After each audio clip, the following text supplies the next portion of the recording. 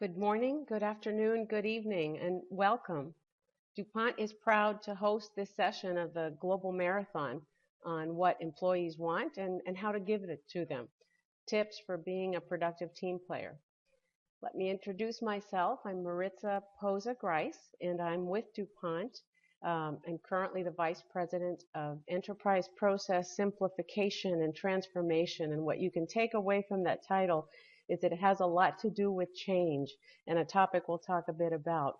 In my 35-year career, I would describe it as one company and many careers, as I've had roles starting out as a technical manufacturing engineer, dealt with capital projects, and also then transitioned into business roles, into product line management and supply chain. And ever a student, I then eventually transitioned for the last many years into human resources. So if you can think of one thing that's been instrumental in my career, it's being a lifelong learner. So this session is particularly important to us. It's indeed in our company purpose statement. First, DuPont is a science company. Secondly, we work collaboratively to find solutions to the world's challenges in food, in energy, and in protection. And so what do we need to work collaboratively? Obviously, we need strong technical engineers and scientists, and we need them to be able to work in teams, cut across boundaries. They need to be able to understand and sympathize and compromise to accomplish complex goals. So in addition to working collaboratively, DuPont employees work and live by something that is just at our core. Indeed, we call them our core values. They're safety and health, environmental stewardship, respect for people, and the highest ethical behavior. These core values actually guide who we are and how we work, and define how we work together every single day to deliver innovation. For this global marathon session, we brought together 3 corporate leaders in science, engineering, and technology. And in fact, we'll share our experiences in being productive team players and in working in productive teams. And we'll try to describe some of the skills that we believe set folks apart. We're going to go to our experience bank and try to find some tips and tricks that have worked for us to help navigate a complex and changing workplace.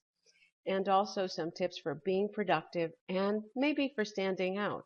I'm excited to share my experiences, and I'm also eager to hear what our other 2 speakers have to share. So I'd like to ask Dr. Kathleen Shelton, who is a director of DuPont Crop Protection Research and Development, to tell us a little bit about herself, and then I'll turn to Danielle Merfeld and ask her to do the same. Danielle is the technology director for electrical technologies and systems with GE Global Research. So Kathy, give us a little background and maybe a little insight as to something that helped you to be particularly successful. Okay, thanks Maritza, and it's a real pleasure to be here today to engage with people both in person and over the webinar. So as Maritza said, I'm the Technology Director for Crop Protection, which means that I'm responsible for the pipeline that we have of new products. And in crop protection, new products are the lifeblood of what we try to achieve because of the challenges we have with keeping products. Often resistance can occur in the fields, and many times we find that our products lose effectiveness over time. So having new products every year is important to our business. In addition to the R&D organization, on March 1st, we also announced that we moved the Manufacturing Technology Organization out of operations and into the R&D organization. And what that means is now that we have not only the pipeline work, but actually the work done at our plant sites in order to enable our plant sites to produce those chemicals or those products. And so my career has also spanned many different opportunities, many different experiences. And I like right now to put it usually into 3 buckets. One is regulatory. So a good part of my career has been spent either understanding the regulatory environment, working directly with regulators, or engaging with the businesses to support what they need to do to have their regulatory approval and compliance across the company. Before I had my job at Crop Protection, I was the director of Haskell Global Centers, another important part of our company that helps with the regulatory compliance. The other piece of my career has been focused around product stewardship. the desire to have our products safe for the intended uses across the world for what our businesses are going to sell them for. And the third is bringing science to the market. And I had a career in central research and development, actually 2 times, both in a communications and then as a technologist. So those 3 areas, I think, have been the experience that has brought me to the crop protection business today. And if I have reflected on what I think one of the strengths that I've worked on over the years that I think has helped me in my career and helped me in the leadership role that I have today. And that's my communication skills. And oftentimes people think that having a PowerPoint presentation is the same thing as communicating. And oftentimes I think they underrepresent how much it is about the way they say things and how they portray themselves as part of the communication process too. So I'll tell you that I think one of my strengths is communication. It is also one of the areas I work very hard at. Every time I give what I consider to be an important or a new presentation to a group of people, I'll tell you that I practice. I practice in an empty room, I practice in my car, I practice in front of the mirror, I practice on my cadence, I practice on my tone, I think about what stories I want to tell to illustrate my points. So many times when I speak, it comes across as though it's very casual and top of my head, but in reality, I've spent a lot of time behind the scenes getting prepared for that presentation.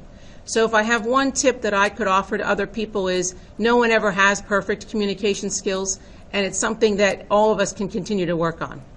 So that's my insight and my background, and I'll hand it back over to you, Maritza. Kathy, that's a great tip because practice is a lifelong thing as well. So let me turn over to Danielle Merfeld. And again, Danielle is with GE Global Research as the Technology Director of Electrical Technologies and Systems. Danielle? Thank you, Maritza. So just a little bit about myself. I've been with GE for about 15 years, and most of my career has been with GE's Global Research Center. I'm an electrical engineer, so I started off thinking about technologies that GE uses from LEDs to sensors. I've worked in solar, controls, power electronics, and now I run our technology division that covers all of the electronics R&D for the company. We have a pretty broad R&D portfolio, and we have about 7 global sites. So I have a pretty broad multinational team, so it's kind of exciting to think about how we can impact the world through our researchers. I did spend a few years ago, as the business leader for our solar division, and that gave me some pretty great insights about how GE businesses run, how we have to think about markets and competitors, customer behaviors. So bringing all that back into the R&D space has given me, I think, a pretty unique perspective as I work with my teams and as we develop new technologies. So the one thing I would say that has helped me to stand out and helped me to get where I am, I would say, is being able to distill technologies or even ideas that can be quite complex and describe them in ways that are digestible, understandable for the business leaders, the policymakers, our collaborators, so that we really can be on one page. It can sometimes be very difficult when there's a great breakthrough or a big technical push forward to have it really be a connection to those who are not as technically deep as those technologists and scientists. And without enough buy-in, without enough credibility and understanding of that great breakthrough, some things can sit on the shelf, or they can be misunderstood or not invested in. So it's quite important to be able to give context for discovery, to give perspective on innovation. And bringing that to the marketplace is more than just having it be technically interesting. There has to be market opportunity, profit opportunity, and there's always a risk for the business to move forward. So one of the things that I've learned how to do, and I'm still again working at it, is really trying to connect the dots from an innovation to the marketplace. And that's what I would say has helped me to stand out in my roles within GE. Back to you, Maritza. Thank you, Danielle. Some great notions about starting with customer, and we also heard about communication and contexting there. So let me just tee up to the folks on the web meeting that we have a few questions we'll go into, but at any point in time, feel free to queue up a question and we'll try to get to some of those questions today. So we all know that being strong technically is an important foundation for certain, but what else in your experience are some of the needed skills to be productive, to really be a part of a strong team with the right kinds of results? So what what would you say, Danielle? Let me turn over to you. And this being a global marathon, probably important to highlight not only working across teams in the same geography, but even across countries and cultures. Danielle? Thanks, Maritza. So I would say probably the number one thing that you should think about when you're trying to work productively on a team is to have some individual assignment, something that you own, that you're contributing to the team. It might sound very simple and straightforward, but the biggest issues can arise when there's confusion over who's got what role on the team or what responsibilities for the team. So really understanding very early on, and this can be a very formal process or a very informal process to assign these roles and responsibilities. But the best teams are made up of people who know their role, they understand how they fit into the bigger picture, and they contribute to that working together. I would say from a global perspective, it's always smart to be situationally aware. So when a colleague in China says good morning, it's important to say good evening back rather than reflecting the same good morning back.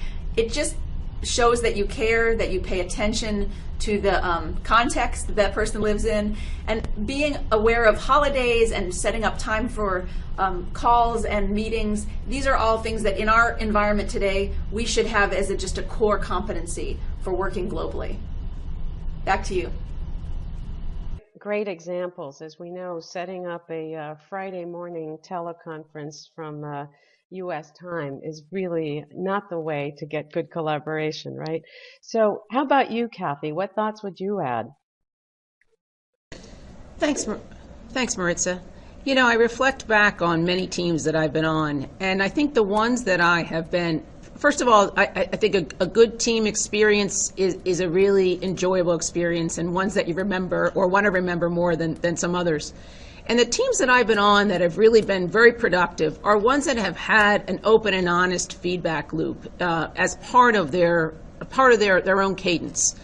So as Danielle said, you know, having your role, knowing what your role is, and making sure that it's specific and contributing to the team is extremely important. But it's also important when you come together as a team that you're able to share what you're doing, but also understand what the larger picture is. I've often had people walk out of meetings and say, well, I didn't really understand that, or I didn't really agree with that, but I didn't want to upset the team.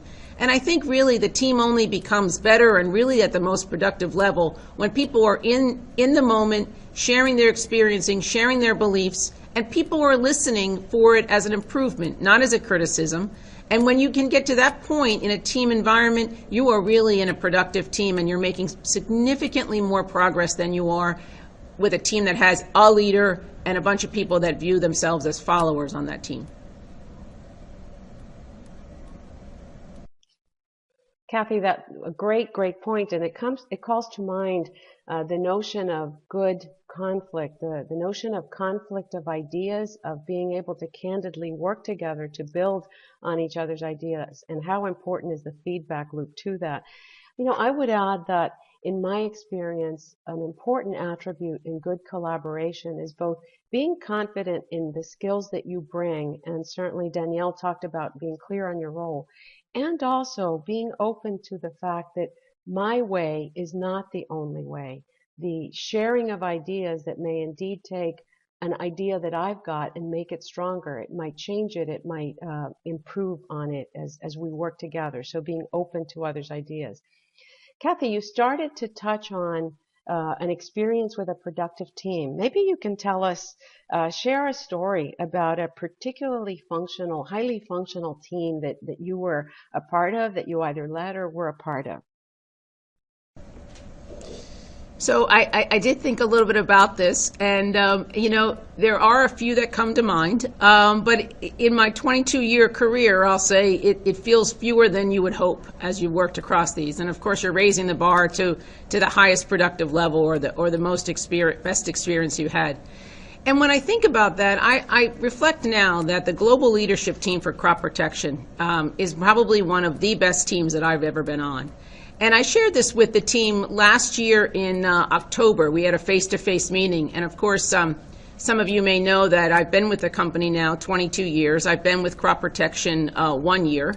And as I often say, I've been with the company for 22 years and it took me 21 years to get there. So I have a lot of experience outside of crop protection. And what I shared with the leadership team was that it is one of the strongest teams I've ever been on. And some of the elements that I think make it so strong is, number one, a significantly high level of trust in each other, in the capabilities that we bring, in the contributions that we have. You know, on a global leadership team, people have a significant amount of responsibility. They're either leading a region, they're leading an entire function. There's a lot of contribution they need to bring for the business to work together and to be effective. And within the global leadership team, as I said, there's a high degree of trust. There's an open and honest dialogue going on in the room. People are able to say things openly and share their concerns or their thoughts, and they get dealt with in the room at the time. And also, I think there's a real belief in what we do, that it's important, that we are truly helping growers bring more nutritious and more food to the table and to the market. And so we have a real sense of value as to the work that we do. And I think all of those contribute to being one of the best teams I've ever been able to experience in my DuPont career. That's it for Maritza. Sounds like fun. Danielle, how about you? So probably one of the most productive teams I was ever on was before I went to our solar business, I was still back here at the research center running a team that was really racing to set the world's record in solar cell efficiency. And this was a very technical program, but we also had a lot of engagement with business partners to be able to demonstrate this sort of as a commercial approach. The thing that I think made this team so productive was that, one, they were fearless about their goals. They knew that they had to really stretch and put out some really crazy out there. I mean, imagine trying to set the world record as your goal. That's like scheduling invention. You think it can't be done. But the team was fearless. They worked very hard together, so each one, again, had their role. But the trick that I think they pulled off was they had very short sprints. They didn't set this 2-year-off goal and measure it in 6-month increments. They measured it in 2-week increments. They gave themselves very short cycle deliverables, understanding what their learning metrics were, if they were heading in the right direction, if they needed new resources, or if they needed to get rid of some resources because they were spending money in an area that they couldn't sustain. I think we evaluated ourselves so consistently and so regularly that we were able to reposition and pivot in a way that made it feel that we weren't really pivoting out of line too far. We were consistently moving forward. So we made plenty of changes along the way, and we even changed our own team along the way, but it never felt disruptive. It never felt like a panic, even though we were going after such an extreme goal, because we were so communicative and so regular in our updates and our checkups with each other, as well as with our business sponsors. So I would say the big takeaway for me there was, even when you have a far off goal or a large activity that you're undertaking, being able to break it up into smaller increments, measurable goals, and assess your role along the way, and even change roles as it's needed.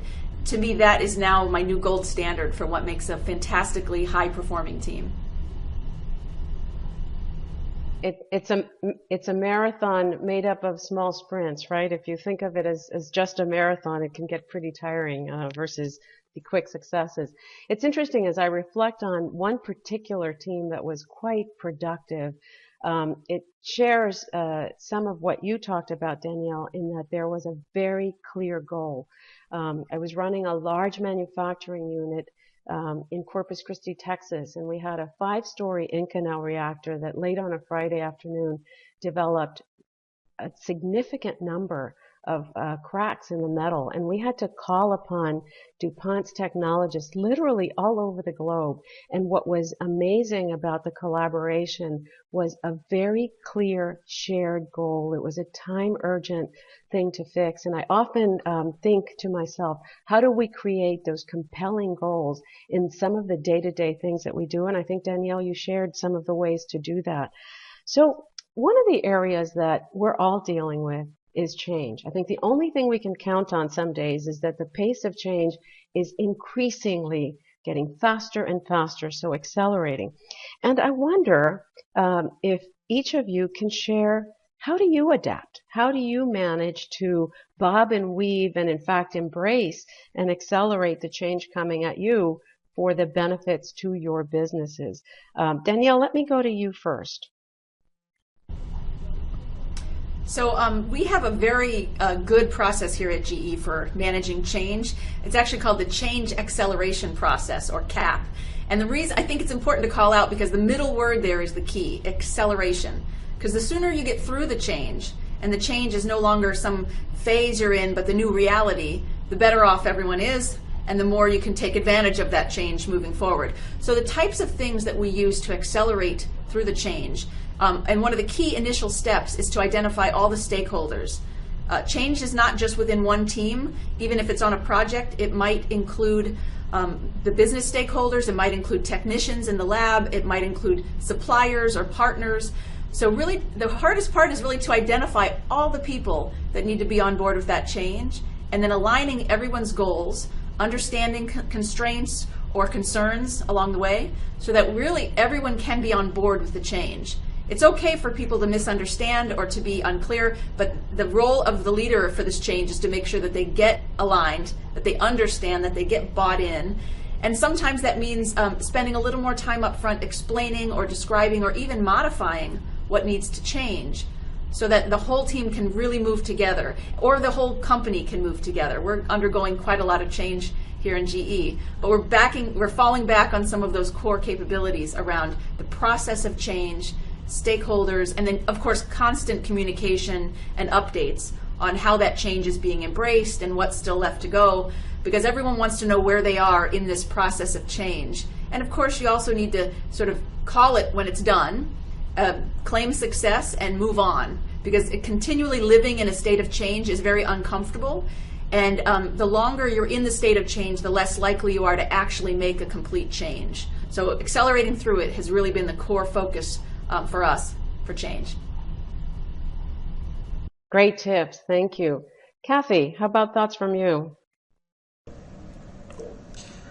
Well, you know, as leading a technology organization, change has to be part of what you embody as one of the key areas you're going to focus on. And because if you stand still in technology, you're already behind. But the question is, what do you focus on, and how do you develop that focus, and how do you make choices with all the different areas that are out there in terms of what people are looking into or ways that technology might change? And so it is a big challenge for us not only to acknowledge that we need to change, but to really choose those areas and focus on them. And what I've found is that some people have an innate willingness or desire to always raise the bar, always look for new ways of doing things. And those are people that you look to help drive and improve areas within your organization. But then there's the larger picture that the organization needs. Where are we going? Why is it different than where we were before? And I think it goes back to Danielle's point about having key stakeholders understand, having a vision, being able to talk through with people, but keep them focused. Because if people believe that they're changing just for the sake of change, then they'll do it, but it won't really necessarily create the results that you're looking for. So find those key people in the organization who innately want to do it, but also help the organization themselves focus on what it is you need them to do differently. And I think you'll see a lot more benefit than talking about change in the abstract, but making it real for people so they know what's expected of them as a result of it. That's what I think how change can be better incorporated in all of our actions throughout the day, Maritza. Kathy, and what that brings to me is the personal dimension of change, because each and every single one of us accepts or reacts to changes quite differently, but each of us goes through the process of saying, okay, am I buying in or am I, still resisting? So a personal tool that I've used, it's just an ongoing technique, is I just really test my mindset. And if I'm having difficulty accepting a particular change, and in a 35-year career, there's been lots of things I've been very excited about, and some things that I say, wow, does this make sense? I actually work very intentionally on shifting my mindset, on reframing, on how can I think about this differently to see what others are excited about. And I find that that has been a very, very critical part of my being able to not only accept change, but to the term that Danielle used, to actually accelerate it. Because change starts with me and then how I lead my teams through that. So maybe one final area that we could talk about here as I look at the time. Each of you lead large organizations, large global organizations, in fact. And as you look at either leaders or members of their teams, what is a characteristic or two, perhaps, that you look for in a productive team leader? How does that person stand out? What sort of signature strengths are you looking to see? Kathy, what about you? So thanks, Maritza. There's two areas that come to mind very quickly. One is a sense of optimism. And I don't mean a fake sort of optimism, but a true belief that what it is you're working on is going to be successful or has real value to the organization. So you deeply believe in it and you're bringing people along with you. The other is an ability to see what you're being asked to do and improve upon that. I think all too often people try to say, well, what are they expecting of me, and try to meet those expectations.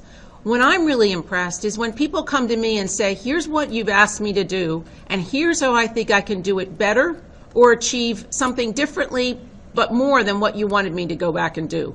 And I find that a rather rare quality, because I think people don't necessarily view their role as looking to improve what they're being asked to do upon. So when I look at key people and I look for potential in people and I say, well, they make a great leader someday, it's with a strong sense of purpose and optimism, the ability to bring people along with them, but not someone who's just following directions, someone who's thinking independently and bringing new ideas to the table because they believe that's what they're being asked to do. And those people are rare, but when you find them, you grab onto them and you try to encourage them as much as you can. That's my goal, Maritza. Great, great. Thank you, Kathy. And Danielle, let's hear from you. So I couldn't agree more with Kathy that having passion and vision is a really important part. So to add to that, I would say that another key component of really a good team leader is to have someone who is confident enough to state the team's objectives and to talk about the team's work as a whole. And that can feel, especially for people who are more humble or who are more introvert, it might be very difficult for them to represent the broader team. I think we always are worried that it's going to sound like we're taking over someone else's work or that we're representing something as if it's all ours. People know that team leaders represent the team. So obviously humility is a really good side capability to have, because then you genuinely, your team understands that you're representing the team and that you're pursuing bigger and broader visibility or funding for that team. But to be able to really put the context around what the team is doing, to be able to talk about the team's goals and roles and all the activities really with one focus, with one view, to translate it to someone else is a very, very easy to say and hard to do topic, especially when the team leader is a member of the team as well and maybe has a certain depth in one specific area.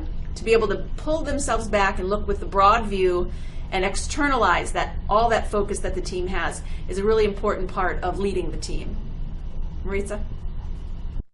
Some great points. As I reflect on your and Kathy's comments, one of the things is, as I interviewed in my HR roles for key roles, especially for team leaders, I listened a lot for that balance between I and we. I think a good team leader is able to point surely to the things they personally have done, but you hear a lot of we in that. And a good team leader is a connector, is an integrator, and pressure test the team. So, there's a lot of key skills right beyond the technical skills to doing this well. So I'm noticing our time, and we're down to our last minute. Hopefully you've heard some helpful notions here. And as you do what you do, I'm going to try to summarize what I thought were some very rich learnings as I listened to my colleagues. You heard the notion of lifelong learning. And for me, it was in new roles all the time or new skills. But Kathy also talked about it in communication, right? A skill that we need, and you never assume you're good enough. You keep practicing at it. Danielle touched on the importance of customer back innovation, kind of keeping customer at center and translating that context for innovations. And then a couple of areas around accelerating change and methodologies to do that. and the characteristics of optimism and purpose and confidence in sharing the team's objectives. So we're a few seconds over. I thank you all for joining us, and I hope you have a wonderful rest of the day and that you took away some nuggets that perhaps you can apply. Thank you to Danielle and to Kathy.